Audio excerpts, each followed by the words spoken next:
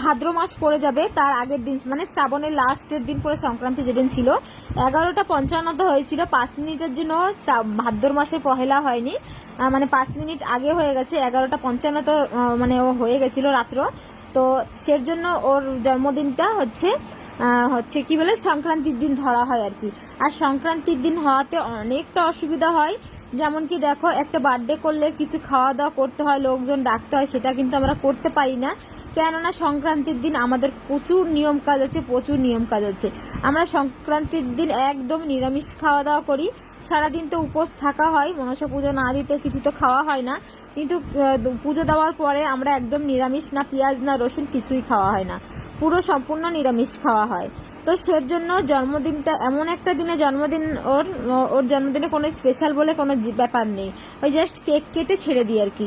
কোনোবারই সেইভাবে হাইফাই ভাবে বা ধুমধাক করে করি না ছেলেটার জন্মদিন। তো ওর একটু কষ্ট লাগে যে আমার বোনের মানে আমার মিষ্টির জন্মদিন, আমার মেয়েটারও সেই একই রকম পরিস্থিতি। মেয়েটা হয়েছে ডিসেম্বরের একদম 31-এর লাস্ট রাত্রে, মানে পরের দিন জানুয়ারি 1 ছিল আর কি। তো এই হচ্ছে ব্যাপার, দুটো বাচ্চা আমার হয়েছে একদম সংক্রান্তির লাস্ট একদম, মানে ওটা হচ্ছে ডিসেম্বর 31 তারিখে, পরের দিন সকালবেলা হলেই জানুয়ারি 1 পড়বে, সেই দিন হচ্ছে আমার মেয়ে হয়েছে। আর ছেলে হয়েছে মানে শ্রাবণ মাসের একদম সংক্রান্তির দিন, পরের দিন হচ্ছে ভাদ্র মাসের পহেলা আর কি। এটা হচ্ছে আমার ছেলে মায়ের স্টোরি আর কি। তো যাই হোক, যেমনই জন্মদিন হোক না কেন টুকটাক করে করার চেষ্টা করি। আর বাচ্চাদের তো যেমন বলো, আমি মন্দিরে গিয়ে পুজো দেওয়া এই জিনিসটা আমি করি আর কি। ছেলের জন্মদিনে হয়তো লোকজন ডাকে, খাওয়াইয়ে উৎসব করতে পারি না, কেননা লোকজন ডেকে তো আর নিরামিষ খেতে দিতে ভালোও লাগে না। তো সের জন্য কাউকেই আমি ঘরের ঝাড়ু দুয়ারটা ধুয়ে দিয়েছি, ঘর দুয়ার পোছার পরে পা পোছা বস্তাগুলো সব মানে ধুয়ে দিয়েছি। এগুলো হচ্ছে ব্যাপার আর কি, টুকটাক নিয়ম কাজ এইসবগুলো কিন্তু এখনো গ্রাম গায়ে এখনো চলে। জানি না টাউনের দিকে মানুষরা এইসব নিয়ম কাজ করে কি করে না, বাট আমাদের গ্রামের দিকে সব নতুন কাজ হোক, গায়ের জোরের কাজ, বস্তা উঠানো থেকে ধান রোয়া থেকে স্টার্ট করে ধান কাটা, মানে কোন জিনিসটা আমি করিনি সব করেছি জীবনে। আমি 26-27 বছর বয়স হয়ে গেছে আমার, কিন্তু আমি এমন কোনো কাজ নেই যে আমি করিনি, ঠিক আছে।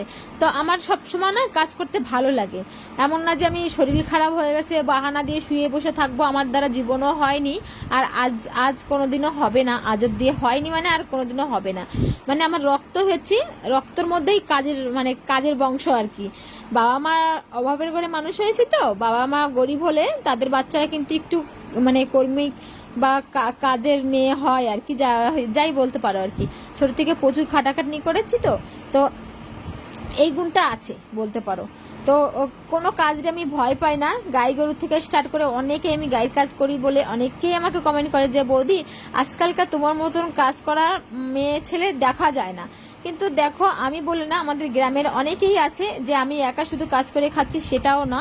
গ্রাম গায়ে এসে দেখো প্রচুর আছে আমার মতন মেয়েরা, কেননা জানো সেটা করে অভাবের জন্য, যাতে করে বরের পাশে দাঁড়াতে পারে। আর যারা অবিহত মেয়েরা তখন তারা ভাবে যে আমার বাবার পাশে দাঁড়াতে পারি, তো সের জন্যই কিন্তু কাজগুলো করতে করতে ওরা কাজগুলো শিখে যায়।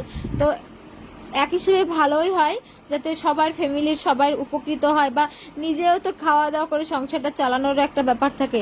বরের উপরে কতদিন ডিপেন্ডেন্ট থাকবো। আর আমি আইসি পর থেকে আমি গায়ে দোয়ানো শিখে নিয়েছি, আগে কোনোদিন গায়ের দুধটা দোয়াতে পারতাম না মেয়ে থাকতে, সেটাও শিখে নিয়েছি, যেহেতু এটা আমার সংসার, আমাকেই সব কিছু করতে হবে। তো সেজন্য আর কি ভালোবেসে কাজগুলো করি গো, আমার কোনো কষ্ট হয় না, আমার খুব ভালো লাগে বলতে পারো। হ্যাঁ, তো মানে দিনে দিনে পরিবর্তন হচ্ছে, কাজের পরিমাণটা আগে একটু বেশি ছিল, এখন একটু কমে গেছে। যেমন বলো, আগে প্রচুর কাঁচা ধোয়া করতাম, সেই কাঁচা ধোয়াটা একটু কমে গেছে। একটা কাজ করি, আমিও তো একটা কাজ করি বলো, কিছু না হলে 2 মাসে হলো কিছু তো টাকা পাই, সেই সব টাকা দিয়ে নিজের কষ্টটা দূর করার চেষ্টা করি, ফ্যামিলির পাশে দাঁড়ানোর চেষ্টা করি। তো সেসব করেই কিন্তু এগিয়ে যাওয়ার চেষ্টা করছি আর কি।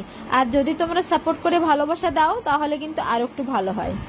বন্ধুরা, ফুলের বাগানে চলে আসলাম স্নান করে ফুল তুলতে। এসে দেখি গাছে একটাও ফুল নাই, জাস্ট সাদা ফুল কটা তোলা হয়েছে।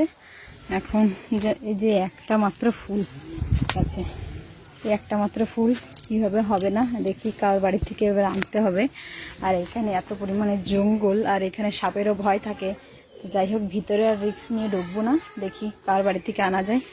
তো স্নান দান করে পুজো করে মন্দিরে যাব আজকে, যেহেতু মনসা পুজো সাথে আমার ছেলের জন্মদিন, তো সের জন্য দুও কাজ হয়ে যাবে। মন্দিরে গিয়ে ঠাকুরের কাছে আর কি প্রার্থনা করবে ছেলের জন্মদিনটা, তার সাথে আজকে হচ্ছে মনসা পুজো।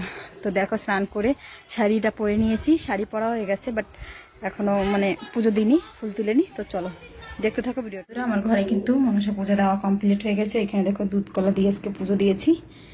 আর এই যে এই ভোগটা নেব মন্দিরে যাওয়ার সময়। আর ওই যে আর একটা ভোগ আছে, ওইটা হচ্ছে মনসা মন্দিরে যাবে। এই ভোগটা যাবে শিব মন্দিরে যাবে। আর ওই যে কলা এসব মনসা মন্দিরে যাবে। তো এখানে আমার পুজো দেওয়াটা দেখো পুরোপুরি কমপ্লিট। পুজো দেওয়া কমপ্লিট। চলো এখন একটু রেডি হয়ে নেবো, সিঁদুর টিঁদুর পরে তারপরে যাব মন্দিরের দিকে। গোছানো হয়ে গেছে।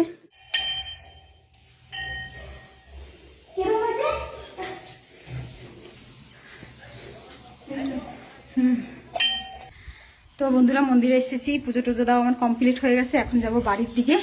এখানে শিব পুজো দিয়েছি, দুধ কলা দেওয়া হয়েছে। ওই সাইডে মনসা গাছ ছিল, তো মনসা পুজো দেওয়া হয়ে গেছে। তো চলো এখন যাব বাড়ি। সেই যে সকাল 10টার সময় মানে সেই সকাল ভোর 5টার সময় ঘুম থেকে উঠেছি। ওঠার পর থেকে যেই যে কাজে এতটা পরিমাণে ব্যস্ত ছিলাম, সকাল থেকে রান্না বান্না কিছু করিনি। যেহেতু কেউ খাওয়ারও মানুষ নেই, সকালে ছেলেকে একটু টিফিন করে দিয়েছি। টিফিন আজকে করিনি, টিফিন বাইরে থেকে আজকে কিনে নিয়ে গেছে। ছেলেকে টিফিনও করে দেওয়ার সময় হয়নি, তো ও টিফিন নিয়ে গেছে বাইরে থেকে। আর সেভাবে সকালে শুধু চাই খেয়েছে সবাই, কিছু খাওয়া হয়নি। এখন বাজে 12টা। মন্দিরে পুজো দিয়ে ভিড় ছিল, মন্দিরে পুজো দিয়ে ঘরে আস্তে আস্তে পুরো 12টা বাজে। এখন ঝটপট করে কি রান্না করব কিছুই চোখে মুখে দেখতে পাচ্ছি না। গাছ থেকে দৌড়িয়ে সকালবেলা না গাছ থেকে মানে কাকড় তুলে রেখেছিলাম, সে কাকড়ের কথা মনে পড়লো, তো ভাবলাম যে কাকড় আলুর তরকারি মানে বসিয়ে দিয়েছি। আর উস্তা সিদ্ধ দিয়েছি, আর দিয়েছিলাম বিনস ভাজা আর কাকড় ভাজা, মানে এটাই করেছি, বাট দেখানো হয়নি। তো এটাই রান্নাবান্না করেছি ঝটপট করে। এসে 12টার সময় বাচ্চা কাচ্চার খিদে পেয়ে গেছিলো সবাই। সোনাই স্কুল থেকে চলে আসতে ওদেরও স্নান দান করিয়ে দিয়েছি। আমি যে একটা কিছু ছেলেটাকে কিছু করে দেবো বা মানে 5 রকমের ভাজা বা কিছু খাওয়ার জিনিস কিছু করে দেবো, আমার ছেলে আবার সেই রকম খেতে চায় না। ওর হচ্ছে মাছ মাংস এলে খুব ভালোবাসে, তো সের জন্য আর সেভাবে কিছু মানে আয়োজন করিনি আর কি। তো যাই হোক চলো আমাদের